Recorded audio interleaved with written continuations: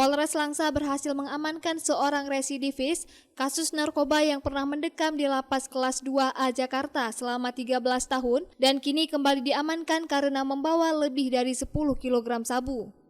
Pelaku ditangkap pada Jumat 17 Mei 2024 di wilayah Kabupaten Biren, dan dari hasil penangkapan tersebut, Polres Langsa berhasil mengamankan satu unit mobil Daihatsu Ayla warna merah bernomor polisi B1279 UYD, 10 paket besar sabu yang disimpan dalam tas ransel warna hitam, 3 unit handphone, dan seorang pengemudi berinisial BH, 53 tahun warga Desa Gelanggang, Kecamatan Kota Juang, Biren.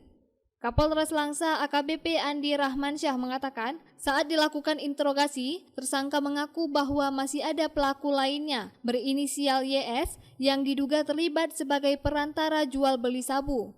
Unit Opsnal Satres Narkoba Polres Langsa sampai saat ini masih terus melakukan penelusuran terhadap YS di wilayah Kabupaten Biren, namun masih belum ditemukan dan berstatus DPO. Yang saat ini 10 kg benar.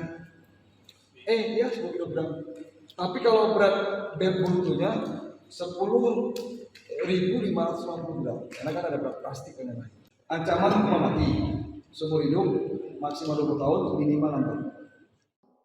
Atas perbuatannya pelaku dijerat dengan pasal 114 ayat 2, subsidiar pasal 112 ayat 2, Undang-Undang Nomor 35 Tahun 2009 tentang narkotika, dengan ancaman hukuman pidana mati, pidana penjara seumur hidup atau paling singkat 6 tahun dan paling lama 20 tahun penjara.